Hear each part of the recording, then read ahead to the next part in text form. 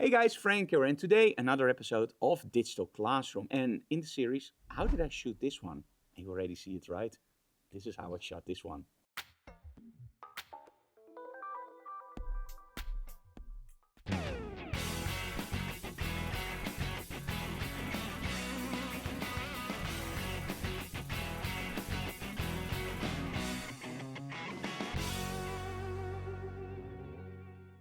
Now, during the workshops, it's always nice to work with lighting.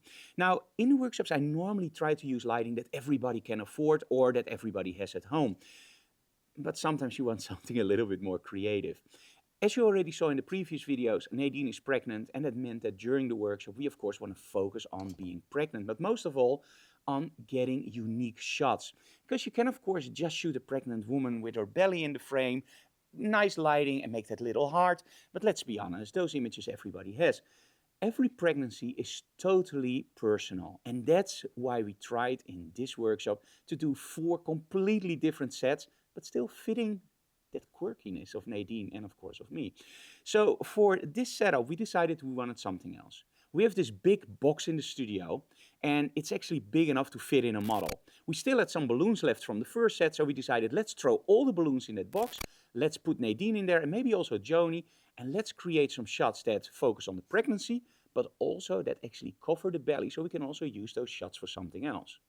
Now, lighting-wise, of course we can choose for something like, yeah, there we go, our Quickie softbox, which I absolutely love. It's the Giotto. It aims the light straight forward, and with the grid you get that beautiful vignetting. Or maybe in a box like this, we can use something, ooh, like this. How do you like that one?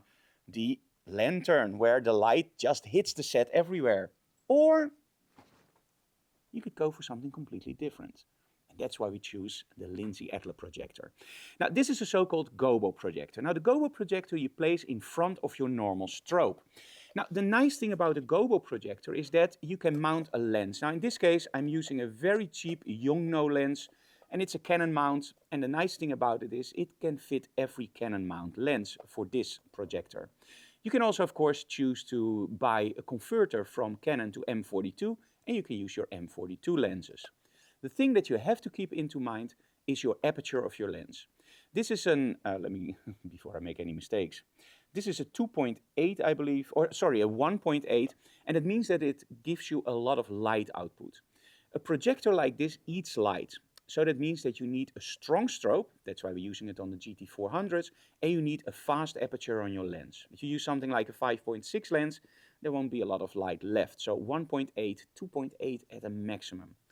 Now also the length of the lens is important. If you use a 135 lens, you will focus it all on a small area of your set.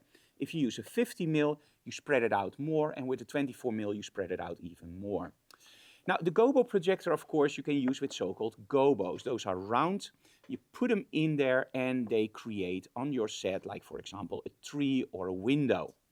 By using the lens, you can focus your image, and that's great. You can make it sharp or you can make it less sharp.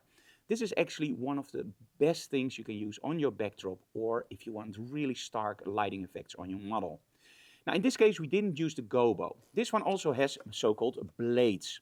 And with the blades you can create almost anything you want on your model. Well, round is a little bit difficult, but a square, a rectangle or maybe a triangle is no problem at all. And again, by using the focus, you can make that transition sharp or less sharp. As you can see in the images, I choose to create a rectangular light pattern on our model Nadine.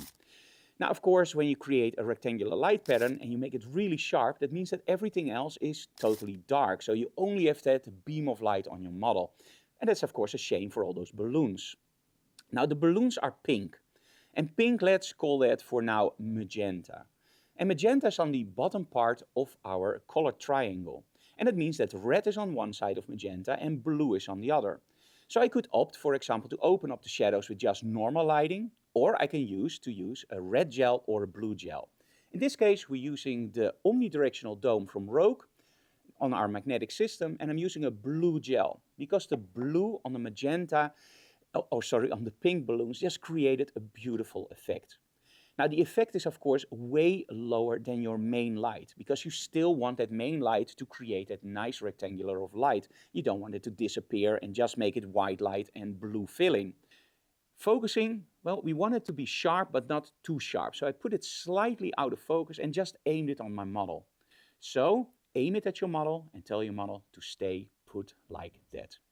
Now, some of the images we wanted to focus on our belly, so that's why we didn't have a balloon in front. And some of the images maybe we want to use later without the focus on the pregnancy. So that's why some shots you don't see the belly.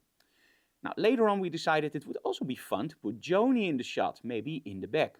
The problem is, however, that Joni was of course very dark. So that's why we moved our blue gel a little bit to the front. So it would also give some accent lighting to Joni. But then, well, Nadine is white light and Joni is blue light. We don't want that. So for the set with Joni, we're actually using our Rogue magnetic system and then the snoot. Now the nice thing about our snoot, let me show you very quickly, is that you can use it in different settings. So for example, this is very focused, a little bit less, even less, or more wide. So you have a few different setups you can use it for. The snoot I just aimed at Joni's face, and because we just put it down a little bit, you can see that it just spreads out nicely over his clothing and then it transforms into the blue accent lighting. In all essence, it's a fun shoot and it's great to work with a GoPro projector. But we can talk about it for hours, you know the drill. Let's look at the behind the scenes video of this shot with the Lindsay Adler projector.